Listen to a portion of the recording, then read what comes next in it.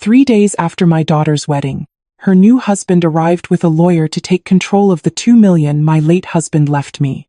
They thought they were swindling a simple, grieving clerk who knew nothing about money. They didn't know my husband had left a secret will that would give every penny to charity the moment they challenged me, or that they were fighting over the scraps of a fortune I had built myself that was 4 times larger. Before I begin, I just want to say, thank you for taking the time to hear my story. If you're comfortable, let me know where you're listening from, and what time it is where you are. Now let me tell you my story. The wedding was a tasteful affair, held in the quiet, sun-dappled atrium of a small art gallery in Old City. My daughter Chloe was a vision in a simple, elegant ivory dress, her face alight with a kind of pure, unadulterated happiness I hadn't seen in her since she was a little girl. I watched from the front row, a polite, composed smile fixed on my face, a black pearl brooch, my late husband David's last gift to me, pinned over my heart. On the outside, I was the picture of a proud, if grieving, mother of the bride. On the inside, my heart was a battlefield of conflicting emotions. A genuine joy for my daughter's happiness, a profound, aching grief for the man who should have been standing beside me, and a small, cold, persistent sliver of unease. The unease had a name: Julian Vance, my new son-in-law. He stood beside my daughter, handsome and impeccably dressed, his smile as bright and polished as the city skyline. He was charming, of course. Incredibly so. He had charmed Chloe from the moment they met, had charmed all her friends, and had certainly tried to charm me. But his charm felt like a performance, a well-rehearsed script. As a senior administrative clerk in the city's Department of Records for 40 years, I'd spent a lifetime looking at the fine print. I was trained to see the difference between a genuine signature and a clever forgery. And Julian's charm, to me, felt like a forgery. I watched him now as he delivered his vows, his voice thick with a practiced, perfect emotion. He spoke of destiny, of soulmates, of a love that would last an eternity. Chloe looked up at him, her eyes swimming with tears of pure, uncritical adoration. She was an idealist, my daughter. She worked in an art gallery, a world of beauty and ideas, and she saw the world through that same romantic, optimistic lens. She saw Julian as her Prince Charming, her ticket to a more sophisticated, exciting life than the one her practical, working-class parents had provided. She did not see, as I did, the quick, appraising glances he shot around the room, the way his eyes seemed to be calculating the net worth of the guests. My husband, David, had seen it from the very beginning. David was a master plumber, a man whose hands were calloused but whose judgment was as clear and true as a level line. That boy's a salesman, Sarah. He had told me a month before the heart attack took him from me. And he's selling a product I don't trust. He looks at our Chloe like she's a winning lottery ticket. I had tried to dismiss it as a father's overprotectiveness. But now, standing here alone, I felt the cold truth of his words. I was the grieving widow, a role I was still learning to inhabit. But to Julian, I was something else entirely. I was the sole heir to my husband's estate, the keeper of the lottery ticket he believed his new wife was about to cash in. And the polite, almost pitying deference he showed me felt less like respect for my grief and more like the careful, patient handling of a fragile, valuable asset. What Julian didn't know, what even my own daughter didn't fully comprehend, was that the lottery ticket was far more complex than they could ever imagine. And I was not just its keeper, I was its co-author. For 40 years, our life was a quiet, powerful partnership. David was the face of the business, the master of his trade, a man who built a plumbing and contracting company that was the gold standard in Philadelphia. He was the one on the job sites, the one whose name was on the side of the truck. I, on the other hand, was the silent partner, the architect of our financial security. My official title was Senior Administrative Clerk for the city's Department of Records. To my daughter, it was a boring, dusty job, a world of paper pushing and bureaucracy. She had no idea that my 40 years in that office had given me a PhD in the real world of money. I understood contracts. I understood deeds. I understood the fine print where the real power always lies. Every Friday, for 40 years, David would come home and place his earnings for the week on our kitchen table in our comfortable, paid-for Victorian home in West Mount Airy. We would sit together, under the warm light of the kitchen lamp, and we would go over the numbers. This was our ritual, our board meeting. He was the head of operations. I was the chief financial officer. I managed the books. I paid the bills. And, most importantly, I invested. With the meticulous, patient discipline of a clerk filing away deeds, I took every spare dollar and I put it to work. I started small, with simple mutual funds and bonds. But I learned. I read. I studied the market with the same intensity I applied to city zoning codes. I learned to see the patterns, to understand the risks, to recognize the opportunities. While Chloe was studying art history, I was studying quarterly earnings reports. While she was learning about the Impressionists, I was learning about dividend reinvestment plans. I built a portfolio slowly, quietly, and methodically. A secret garden of wealth that no one, not even Chloe, knew existed. David trusted me completely. "You handle the paper, Sarah," he would say. "I'll handle the pipes." The result was a quiet, unshowy, and deeply substantial fortune. Part of it was the business itself, the tangible assets and the goodwill of my husband's name. But a significant, and growing, part of it was my own creation, a testament to 40 years of disciplined, intelligent investing. I was not a simple clerk. I was a financial powerhouse, hiding in plain sight. And my late husband, a man who valued my intelligence above all else, had made sure that our final act as a partnership would be a testament to that truth. He had seen Julian coming. And together, in these quiet kitchen table meetings, we had prepared for him. The day after the wedding, I sat in the quiet, wood-paneled office of Marcus Thorne. Mr. Thorne had been David's lawyer and best friend since they were boys growing up in North Philly. He was a sharp, no-nonsense man with a deep, abiding loyalty to my late husband's memory. And to me, it was a beautiful wedding, Sarah, he said, his voice a gentle, comforting rumble. Chloe looked happy. "She is," I said. "She's very much in love." With the boy or with the idea of him?" he asked, his eyes sharp over the top of his reading glasses. I gave him a small, weary smile. "I'm not sure she knows the difference." He nodded, a grim understanding passing between us. He, too, had seen the forgery. He slid a thick, formal document across his polished desk. "Well," he said, his voice all business now. "David was very clear in his instructions. The will is simple, as you know." I knew. David and I had gone over it with him a dozen times, especially in the last few years, as Julian's presence in our lives became more permanent. The will was, on its surface, exactly what anyone would expect. It named me, Sarah Jenkins, his wife of 42 years, as the sole and primary beneficiary of his entire estate. It detailed the assets, the house in West Mount Airy, the business, the personal savings and investment accounts. The total value of the estate, as calculated for probate, was just over $2 million. A substantial sum, the result of a lifetime of hard work. "Everything is straightforward," Mr. Thorne said. "The business assets will be valued for sale, the accounts will be transferred to your name. It will take a few months to settle everything, but legally, it's all yours." I nodded. This was the first act of the play, the part of the story that was public knowledge. This was the bait. I was now, officially, a widow with a $2 million inheritance. A simple, grieving, and supposedly unsophisticated clerk who had just been handed a fortune she had no idea how to manage. I was, in the eyes of my new son-in-law, the perfect mark. As I was leaving his office, Mr. Thorne put a gentle hand on my arm. "He was a smart man, Sarah," he said, his voice low. "He saw this coming. He made sure you were protected. You just remember that." I knew what he meant.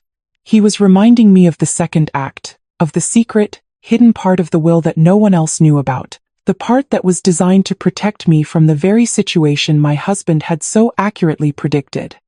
I walked out of the law office and into the bright Philadelphia sunshine, the weight of the $2 million estate feeling less like a comfort and more like a target on my back. Chloe and Julian went to Italy for their honeymoon, a lavish, 2-week affair that I knew was far beyond their means. I spent those 2 weeks in a quiet state of grief and preparation. I mourned my husband. I missed the simple, easy comfort of his presence. But I also began, with a cold, methodical clarity, to get my own affairs in order. I met with my personal financial advisor. I reviewed my own, separate portfolio. I prepared for the storm I knew was coming. The first thunderclap arrived 3 days after they returned, while the scent of Italian leather from their new luggage still lingered in the air. It came in the form of a crisp, formal, and deeply intimidating letter, delivered by courier. The letterhead was from a high-powered, unfamiliar law firm in Center City. The letter was addressed to me, but it was clearly written by Julian. It was a masterpiece of aggressive, condescending legalese, a document designed to terrify a simple clerk into submission. It began by offering sincere condolences on my loss. It then quickly pivoted to the matter of the estate. It spoke of Chloe's natural and understandable concern for her late father's legacy. It mentioned the complexities of managing a multi-million-dollar estate and the fiduciary duties required to protect its value. And then came the core of the message. The veiled threat wrapped in the language of concern. Given the significant value of the estate and your own stated lack of experience in high-level financial management, it read, "Our clients, Mr. and Mrs. Vance, feel it is imperative that a more formal, professionally managed structure be put in place to safeguard these assets for the long-term benefit of the family. To that end, we would like to request a meeting at your earliest convenience to discuss the formation of a trust, to be managed by a qualified financial professional, to ensure the prudent and effective stewardship of the Jenkins family legacy." I read the letter twice, a cold, calm anger settling in my heart. The honeymoon was well and truly over. It had taken my new son-in-law less than a month to make his move. He was not just trying to get his hands on the money. He was trying to legally strip me of my own agency, to have me declared incompetent, a foolish old woman who couldn't be trusted with her own inheritance. He had made his first, critical, and catastrophic mistake. He had put his demand in writing, and he had, in doing so, officially triggered the very clause my husband had so brilliantly designed to protect me. The game had begun. I called Mr. Thorne the moment I finished reading the letter. "They've made their move," I said, my voice a flat, emotionless line. I heard a low, grim chuckle on the other end of the line. "Right on schedule," he said. David knew that boy was a piranha. He just didn't know he'd start biting so soon. "Don't you worry, Sarah. We're ready for this. I'll respond to their letter and accept the meeting." The meeting was set for the following week. Julian, in a classic power play, insisted it be held at his lawyer's office, not Mr. Thorne's. It was a deliberate choice, designed to put us on the defensive, to make us come to his territory. I walked into the conference room of the downtown law firm feeling not like a victim, but like a general entering a parley, knowing I had the superior forces hidden just over the hill. The room was a sterile, impersonal space of glass and chrome, a world away from the warm, wood-paneled comfort of Mr. Thorne's office. Julian and Chloe were already seated at the long, glass table. Julian was the picture of confident, concerned professionalism, dressed in a suit that cost more than my first car. He stood up as we entered, his smile smooth and solicitous. "Sarah," he said, using my first name with a practiced familiarity, "thank you for coming. We know this is difficult, but we really feel it's for the best." Chloe sat beside him, looking nervous but resolute. She was dressed in a severe, dark dress, her face arranged in a mask of somber concern. She was playing the part of the devoted daughter, worried about her fragile, grieving mother. She avoided my eyes. Their lawyer, a slick, aggressive-looking man with a predatory smile, introduced himself and gestured for us to sit. The ambush was set. They had us outnumbered, in their territory, and they believed they held all the cards. Mr. Thorne and I sat opposite them, a quiet, two-person island of calm in their sea of manufactured concern. The contrast was stark. They were all sharp angles and aggressive postures. We were still, and we were patient. We let them make the first move. Julian's lawyer began the proceedings. He spoke in a smooth, condescending tone, as if explaining a complex concept to a small child. He spoke of the importance of legacy planning, of asset protection, of ensuring David Jenkins's lifetime of hard work was not squandered. Our clients, he said, gesturing to Julian and Chloe, have a deep and abiding respect for you, Sarah. And it is out of that respect that they have proposed a solution that will provide you with complete security for the rest of your life, while also ensuring the long-term growth and preservation of the estate. He then laid out their demand. It was even more audacious than the letter had suggested. They proposed the creation of the Jenkins Family Trust. The entirety of David's $2 million estate would be placed into this trust. The trustee, the person with sole and absolute control over all investment decisions, would be Julian Vance, a qualified financial professional. And what, Mr. Thorne asked, his voice a quiet, dangerous rumble, would be my client's role in this arrangement? Mrs. Jenkins, the lawyer said, turning his predatory smile on me, would be the trust's primary beneficiary, of course. She would be provided with a generous monthly stipend, enough to cover all her living expenses, for the rest of her natural life. She wouldn't have to worry about a thing. Julian would handle all the complex financial decisions, ensuring the money is managed wisely and grows for future generations. It was a cage, a beautiful gilded cage. They were offering to put me on an allowance, to turn me into a dependent, a pensioner living off the scraps of my own fortune, while Julian used the bulk of our life savings as his personal investment fund. They were not just trying to control the money, they were trying to control me. Julian then spoke, his voice a masterpiece of feigned sincerity. Sarah, I know this is a lot to take in, he said, leaning forward, his expression one of deep, earnest concern. But I am an expert in this field. I can make that $2 million grow into 5, into 10. I can build a real dynasty with it. A legacy for Chloe, and for our future children. This is about protecting the family. It's about protecting you from the stress and the burden of managing such a large sum. He was framing his greed as a generous, protective act. He was painting me as a simple, fragile woman who needed to be rescued from the overwhelming complexity of her own wealth. It was the most profoundly insulting moment of my life. I sat in silence, absorbing the sheer, breathtaking audacity of their proposal. I looked across the table at my daughter. She had been quiet throughout the presentation, her hands clasped tightly in her lap, her eyes fixed on her new husband with a look of unwavering, almost worshipful, support. Now she turned to me. Her expression was one of pained, heartfelt sincerity, a performance she had clearly rehearsed with Julian. Mom, she said, her voice soft and pleading, I know this is hard to hear. But Julian is right. This is for the best. For all of us. She reached across the table, as if to take my hand, but I did not offer it. She let her own hand rest on the cold, glass surface between us. You've worked your whole life, Mom, she continued, her voice thick with a false, sentimental emotion. You and Dad. You deserve to rest. You shouldn't have to worry about stock markets and investments. You've never had to handle this kind of money before. It's a huge burden. Let Julian take care of it. He knows this world. He can protect us. He can protect what Dad built.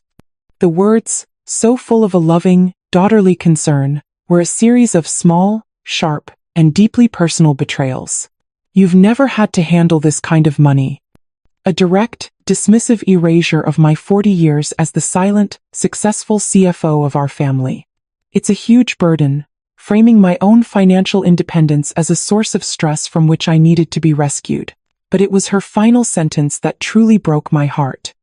It's what Dad would have wanted, she said, her voice a near whisper, her eyes welling up with crocodile tears.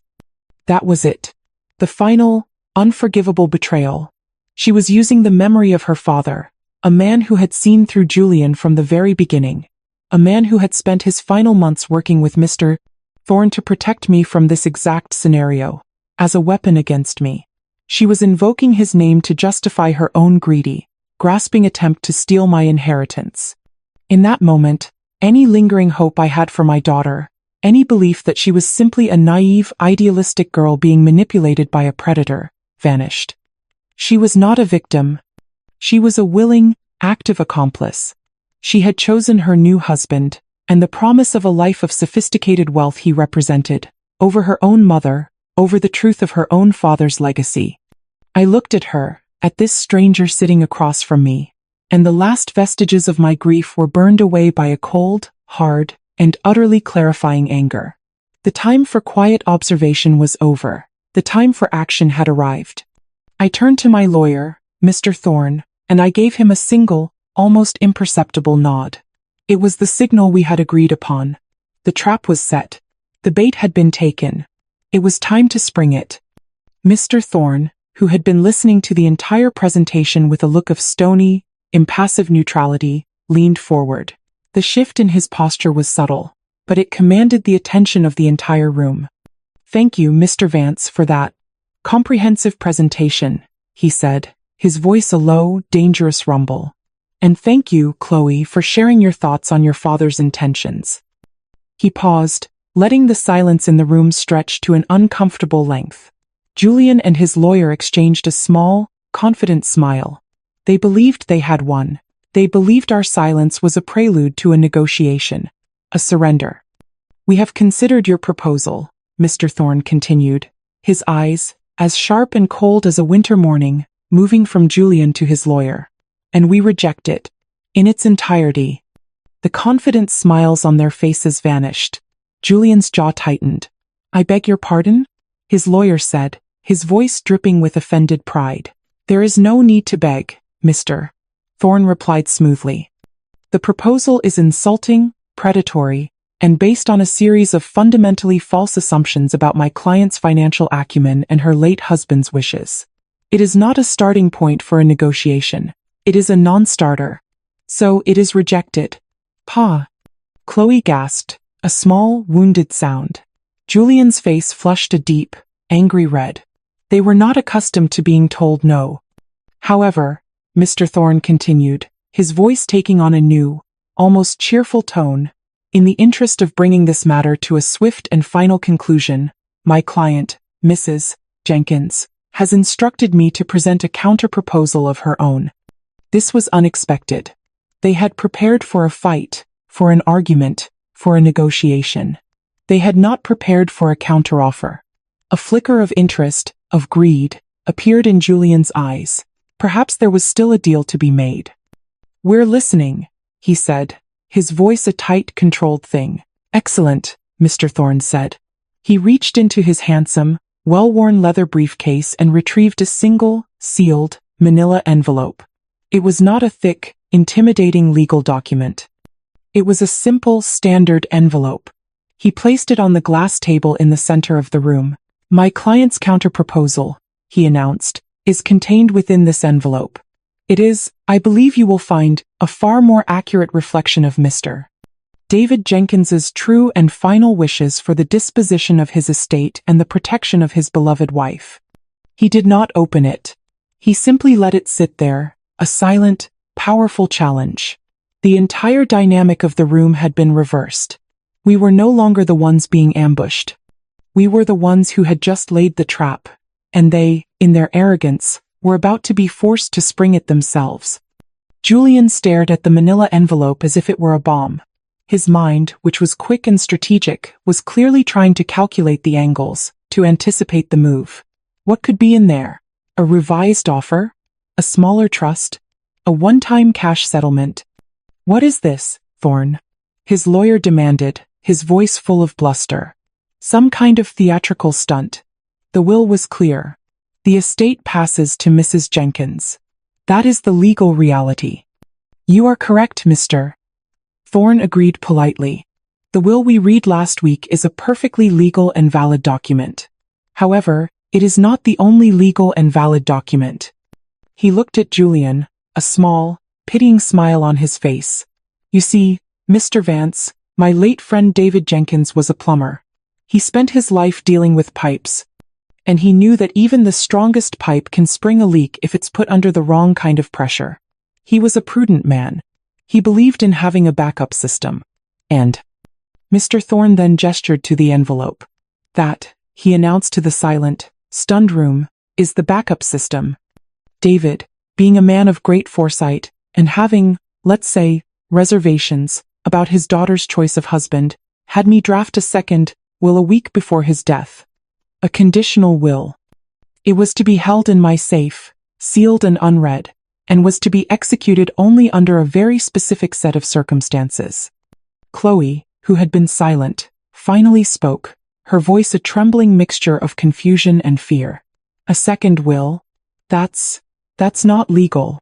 Oh, it is perfectly legal, my dear, Mr. Thorne said, his voice gentle but firm. It is structured as a codicil, a superseding amendment to the original will. And the condition for its execution, well, the condition was you. He looked from Chloe's pale face to Julian's. The condition was that if you, Chloe, or any person acting on your behalf, such as your new husband, ever made a formal, legal attempt to contest my client's inheritance, or to otherwise gain control of the estate against her wishes, the first will would be immediately rendered null and void, and the second will, the one in this envelope, would become the final and binding testament of David Jenkins. The trap was now fully revealed. Their own aggressive, predatory letter, their ambush meeting, their insulting demand, it was not just a failed business proposal. It was the legal trigger. They had, with their own hands, activated the backup system. They had sprung the trap on themselves. Julian's face was a mask of disbelief. "You're bluffing," he hissed. "Am I?" Mr. Thorne replied, his voice a silken challenge. He picked up the envelope. "There is a very simple way to find out." He tore open the seal. The sound of the paper ripping was the only sound in the room, a sound of profound and irreversible finality. The backup system was now online. Mr. Thorne pulled a single, folded sheet of paper from the envelope. It was the codicil, the legal instrument that was about to detonate the entire proceeding. He unfolded it with a slow, deliberate care, smoothing it out on the glass table.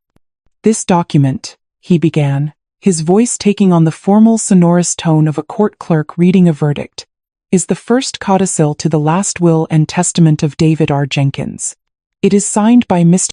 Jenkins and witnessed by myself and my senior partner. It is, I assure you, ironclad." He put on his reading glasses and looked down at the page. "The preamble is standard, so I will skip to the relevant section. Article 1, which I have taken the liberty of naming the loyalty clause." He looked up, over the top of his glasses, his gaze locking with Chloe's. "Your father was a man who valued loyalty above all else, Chloe," he said, his voice now gentle, almost sad. "He loved you dearly, but he loved your mother more. And his primary, overriding wish was to ensure that she would be safe, secure, and respected for the rest of her life. This clause was his insurance policy on that wish." He looked back down at the document and began to read. "It is my primary and non-negotiable desire that my beloved wife, Sarah Jenkins, be the sole and undisputed beneficiary of my entire estate, to manage and enjoy as she, in her infinite wisdom, sees fit. I have the utmost faith in her character and her financial acumen." He paused, letting the first sentence, a direct refutation of their entire argument, sink in. He continued, "However, in the event that my daughter, Chloe Jenkins, or her spouse, or any legal representative acting on their behalf, should ever, after my death, initiate any formal legal action, or make any formal legal demand, with the intent of contesting my wife's inheritance, or of gaining control over the management of my estate against my wife's express wishes, such an action shall be deemed an act of profound disloyalty and a direct violation of my final wishes." He looked up again. "The letter you sent, Mr. Vance," he said, his voice as cold as steel, "and the proposal you have made here today are, without question, a formal legal demand with the intent of gaining control over the estate. You have, by your own actions, triggered this clause." Julian's lawyer, who had been silent, finally spoke, his voice a weak, sputtering protest. This is highly irregular. A clause like that might not be enforceable." "Oh, it is perfectly enforceable," Mr. Thorne replied with a dismissive wave of his hand. "It is a standard in terram clause, and it is rock solid. But please feel free to challenge it. My firm's litigation department would be delighted to bill you for the experience. Now, if I may continue?" He looked back down at the page, at the final devastating sentence of the loyalty clause. He read it with a slow, deliberate, and almost mournful finality. In the event that this loyalty clause is triggered, the entirety of the original will, including the primary bequest to my wife, Sarah Jenkins, shall be rendered null and void. The disposition of my estate shall then be governed, in its entirety, by the terms of the following and final article. The room was a vacuum of stunned, horrified silence. They had not just lost their bid to control the money. They had, in their greed, vaporized the very will that had granted it to me in the first place. The $2 million estate was now a ghost, a phantom fortune that had just been erased by their own actions. And the question of where it would go now hung in the air like a guillotine blade. The air in the conference room was thick with the wreckage of my daughter's expectations. Chloe was staring at Mr. Thorne, her face a mask of pale, slack-jawed disbelief. Julian's confident, predatory smirk had been wiped clean, replaced by the stunned, vacant expression of a gambler who has just pushed all his chips into the center of the table and lost on the final card. Mr. Thorne, with the grim, solemn air of a funeral director, turned to the final article of the codicil. This was it. The final disposition. The true inheritance. Article 2, he announced, his voice a low, steady finality. The final bequest of David R. Jenkins. He began to read. In the event that the loyalty clause, as detailed in Article 1, has been triggered, it is my final and irrevocable will that the entirety of my estate, valued at approximately $2 million, shall be used to honor the trade that gave me and my family a good and honorable life. He paused, letting the words settle. I hereby direct my executor, Marcus Thorne, to liquidate all assets of my estate, and to use the full proceeds to establish the David R. Jenkins Memorial Scholarship Fund at the Philadelphia Community College's Plumbing and Trade Certification Program. This fund shall provide full, annual scholarships and tool grants to promising, hardworking young men and women who wish to pursue a career as a master plumber. It is my wish that my life's work be used not to fund a life of leisure, but to build a new generation of skilled, proud tradespeople who will, as I did, build this city with their own two hands. The words were a posthumous testament to the man my husband was. He was not just disinheriting his ungrateful daughter, he was taking the fortune she had tried to steal and reinvesting it in the values she had so profoundly rejected. He was honoring the working-class roots she was so ashamed of.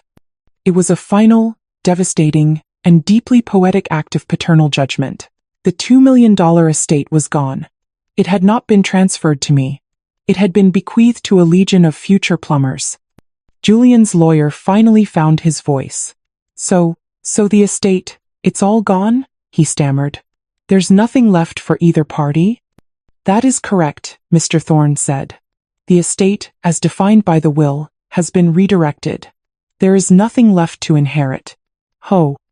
Julian let out a strangled, incredulous laugh. So you get nothing either, he said, looking at me with a wild, desperate triumph in his eyes. You played your big, clever game, and you lost too. You're just as broke as we are. It was the last, desperate gambit of a defeated man, trying to find a sliver of victory in the ashes of his own ruin. He still believed we were playing the same game. He still believed we were fighting over the same, $2 million prize. He had no idea that the game he had just lost was merely the preliminary round, and that I had not even begun to play my own hand. I had been silent throughout the entire proceeding, a quiet, observant spectator at the dismantling of my own inheritance. Now, for the first time, I spoke. You are mistaken, Julian, I said, my voice quiet, but carrying a new, unfamiliar weight of authority. All eyes in the room turned to me.